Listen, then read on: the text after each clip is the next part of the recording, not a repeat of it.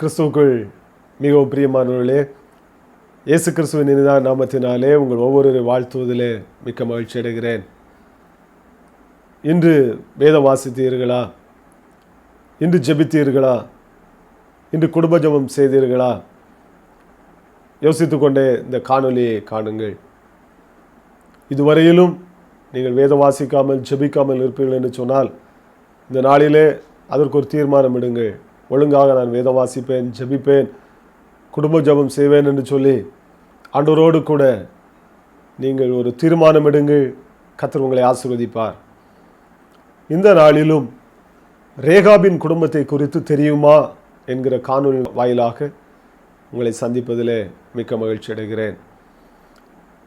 வேதத்திலே நாம் வாசித்திருப்போம், ஆனால் அதை குறித்து அதிகமாக நாம் சிந்தித்திராத ஒரு குடும்பத்தை குறித்து, ரேகாப் என்கிற மனிதனுடைய குடும்பத்தை குறித்து இந்த நாளிலே நாம் தியானிக்க போகிறோம். எரேமியா தீர்க்கதரிசியின் புஸ்தகம் 35ஆம் அதிகாரத்திலே இந்த ரேகாபின் குடும்பத்தை குறித்து அங்கே எழுதப்பட்டிருக்கிறது. அதே போல 2 ராஜாக்களின் புஸ்தகம் 10ஆம் அதிகாரத்திலும் ரேகாபின் குடும்பத்தை குறித்து எழுதப்பட்டிருக்கிறது. இந்த 2 இடங்களில் மாத்திரமே ரேகாபின் குடும்பத்தை குறித்து நாம் அறிய முடியும். ஆனால் இந்த 2 இடங்களில் வந்தாலும் அவருடைய குடும்பம் கர்த்தரால் சாட்சி பெற்ற ஒரு குடும்பமாக அது திகழ்ந்ததை நாம் பார்க்கலாம். முதலாவது நாம் பார்க்கும் பொழுது எரேமியா 35ஆம் அதிகாரம் 1ஆம் வசனத்திலிருந்து நாம் பார்க்கும் பொழுது, யோயாக்கீம் என்னும் யூதா ராஜாவின் காலத்திலே ஆண்டவர் இஸ்ரவேல் ஜனங்களை பார்த்து அவர் வேதனையோடு கூட அந்த ஜனங்கள் செய்து கொண்டிருந்த முரட்டாட்டமான காரியங்களின் நிமித்தம் வேதனையோடு கூட எரேமியா தீர்க்கதரிசியின் இடத்துல பேசுகிறார். ரேகாபின் குமாரனாகிய யோனதாபின் பிள்ளைகளை அழைத்து, நீ ஆலயத்துக்கு கூட்டிக் கொண்டு வா, ஆலயத்தில் உள்ள ஒரு அறையிலே வைத்து அவர்களுக்கு திராட்சை ரசத்தை குடிக்க சொல் என்று சொல்லி அங்கே ஆண்டவர் சொல்லுகிறார். காரணம் என்ன என்று சொன்னால், இஸ்ரவேல் ஜனங்கள் ஆண்டவருக்கு பிரியமில்லாத காரியங்களை செய்து கொண்டிருந்தார்கள். மதுபானத்துக்கும் விக்கிரகாராதனைக்கும் அசுத்தங்களுக்கும் அடிமைப்பட்டு ஆண்டவரை மறந்து ஆண்டவரால் கைவிடப்படக்கூடிய ஒரு சூழ்நிலைக்கு தள்ளப்பட்டு விட்டார்கள். எனவே தான் ஆண்டவர் எரேமியா தீர்க்கதரிசிக்கு சொல்லுகிறார், நீ ரேகாபின் புத்திரனாகிய யோனதாப் வீட்டுக்கு சென்று அவனுடைய பிள்ளைகளை அழைத்து கொண்டு வா என்று சொல்லுகிறார். எரேமியா தீர்க்கதரிசியும் அதே போல ரேகாபின் குமாரனாகிய யோனதாப் வீட்டுக்கு செல்லுகிறார். அவருடைய பிள்ளைகளை அழைத்து கொண்டு ஆலயத்தின் ஒரு அறையிலே கொண்டு உட்கார வைத்துவிட்டு அவர்களுக்கு முன்பாக திராட்சரசம் நிறைந்த குடங்களையும் கிண்ணங்களையும் வைத்து சொல்லுகிறார், நீங்கள் அதை குடியுங்கள் என்று சொல்லுகிறார். அப்பொழுது அந்த ரேகாபின் குமாரனாகிய யோனதாபின் பிள்ளைகள் சொல்லுகிறார்கள், நாங்கள் இதை குடிப்பது கிடையாது, நாங்கள் இந்த அருவருப்பான காரியங்களை செய்ய மாட்டோம். காரணம் என்ன என்று சொன்னால், எங்கள் தகப்பனாகிய யோனதாப் எங்களுக்கு கட்டளையிட்டு இருக்கிறார், நீங்கள் குடியிருக்கிற இந்த தேசத்திலே நீங்கள் நீடித்த நாளாய் நிலைத்திருக்க வேண்டும் என்று சொன்னால், உங்கள் வாழ்நாள் நீடித்திருப்பதற்கு, தேசத்தை நீங்கள் அனுபவிப்பதற்கு நீங்கள் செய்ய வேண்டிய ஒரு காரியம், உங்களுக்கு நிலையான ஒரு வீட்டை கட்டாமலும், நீங்கள் திராட்சை தோப்புகளை நடாமலும், திராட்சை ரசத்தை குடியாமலும், என் வார்த்தைகளுக்கு நீங்கள் கீழ்ப்பன் நடக்கும் பொழுது நீங்கள் இருக்கிற இந்த தேசத்திலே நீங்கள் சுகித்திருப்பீர்கள், நீடித்திருப்பீர்கள் என்று சொல்லி தன்னுடைய பிள்ளைகளுக்கு யோனதாப், ரேகாபின் புத்திரனாக யோனதாப் கற்றுக் கொடுத்திருக்கிறார். யோனதாப்பினுடைய வார்த்தையை கேட்ட அவனுடைய பிள்ளைகள் தன்னுடைய தகப்பனுடைய சொல்லுக்கு அப்படியே கீழ்ப்படிந்து அவர்கள் நடக்கிறதை நாம் பார்க்கிறோம்.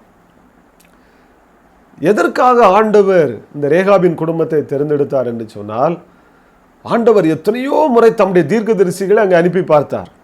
யூத ஜனங்களுக்கு, இஸ்ரவேல் ஜனங்களுக்கு தம்முடைய தீர்க்கதரிசிகளை அனுப்பி எச்சரித்து பார்த்தார். நீங்கள் விக்கிரகாரத்திலிருந்து வெளியே வாருங்கள், மதுபானத்துக்கு அடிமைத்தனத்திலிருந்து வெளியே வாருங்கள், அசுத்தமான காரியங்களிலிருந்து வெளியே வாருங்கள் என்று சொல்லி எத்தனையோ முறை ஆண்டவர் தம்முடைய தீர்க்கதரிசிகளை அனுப்பி எச்சரித்த பின்பும் அவர்கள் அதை கேளாமல் முரட்டாட்டமான குணங்களோடு தீர்க்கதரிசிகளை கொலை செய்தார்கள், தீர்க்கதரிசிகளுக்கு விரோதமாக எழும்பினார்கள்.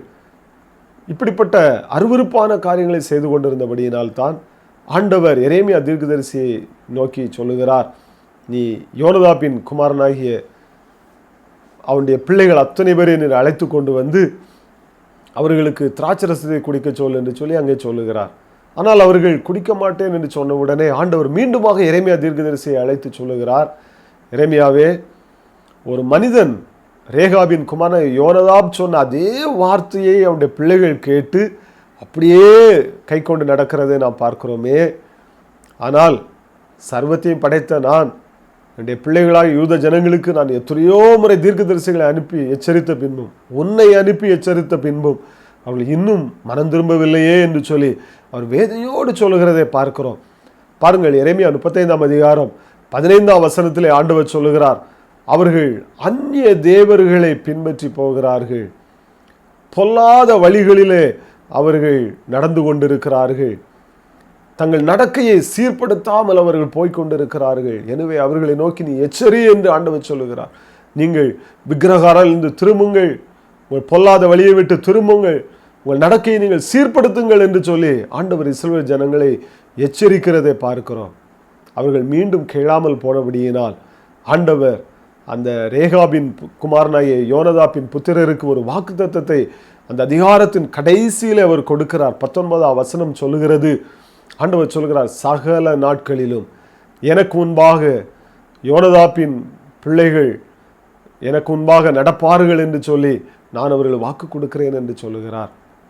பாருங்கள், ஆண்டவரே சொல்லுகிறார், அந்த ரேகாபின் குமாரன் யோனதாபின் புத்திரர் சகல நாட்களிலும் எனக்கு முன்பாக அவனுக்கு இல்லாமல் போவதில்லை என்று சொல்லி ஆண்டவர் வாக்கு கொடுக்கிறார். ஆண்டவர் சொல்லி எனக்கு முன்பாக அவருடைய சந்ததி இருக்கும் என்று சொல்லி ஆண்டவர் வாக்கு பண்ணுகிறார். எவ்வளோ பெரிய ஆசீர்வாதம்!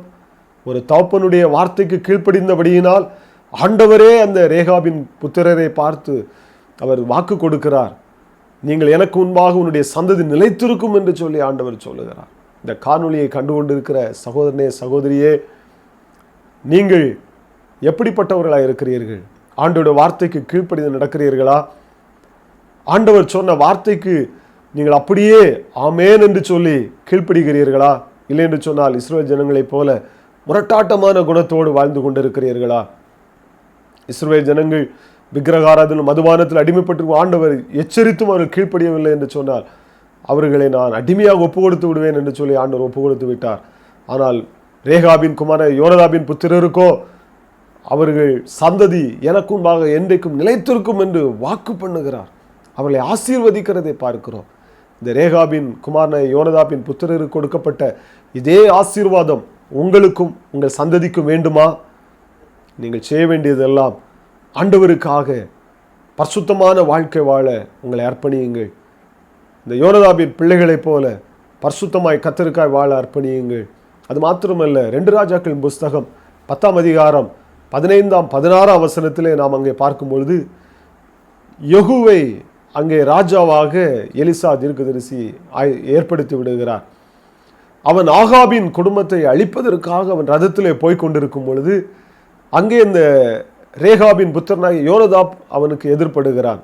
உடனே இந்த யெகூ அவனுக்கு கரங்களை கொடுத்து அவனை பார்த்து சொல்லுகிறான், என் இருதயம் செம்மையாக இருப்பது போல உன்னுடைய இருதயம் என்னோடு செம்மையாக இருக்கிறதா என்று கேட்கிறான். அவன் அப்படியே இருக்கிறது என்று சொன்னவுடன், நான் கர்த்தருக்காக வைராக்கியம் பாராட்டுவதை, பக்தி வைராக்கியம் பாராட்டுவதை என்னோடு கூட வந்து நீனும் பார் என்று சொல்லி அங்கே யோனதாப்பை தன்னுடைய ரதத்தில் ஏற்றி கொண்டு செல்கிறதை பார்க்கிறோம். பாருங்கள், தன்னுடைய தகப்பனுக்கும் கர்த்தருக்கும் கீழ்ப்பு நடக்கிற அந்த பிள்ளையினுடைய ஆசீர்வாதம் ஒரு நாட்டினுடைய ராஜாவே தன்னுடைய ரதத்தில் அவனை ஏற்றி கொண்டு செல்கிறதை பார்க்கிறோம். அந்த அளவுக்கு அவனை யோனதாப்பை உயர்த்தினது. ஆண்டவரும் யோனதாப்பின் பிள்ளைகளை குறித்து சொல்லுகிறார், அவர்களுடைய சந்ததி எனக்கு முன்பாக என்றைக்கும் நிலைத்திருக்கும் என்று சொல்லி. இந்த காணொலியை கண்டுகொண்டிருக்கிற சகோதர சகோதரியே, நீங்களும் உங்களுடைய பிள்ளைகளும் உங்களுடைய சந்ததிகளும் கர்த்தருக்கும் நிலைத்திருக்க வேண்டுமா?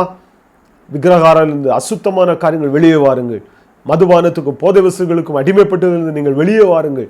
கர்த்தருக்காக பக்தி வைராக்கியம் பாராட்டுங்கள். யோனதாப்பின் குடும்பத்தை போல கர்த்தருக்காக ஒரு சிறந்த ஒரு குடும்பமாய் வாழுங்கள். கர்த்தர் உங்களையும் உங்கள் பிள்ளைகளையும் ஆசீர்வதித்து வழிநடத்துவாராக. God bless you.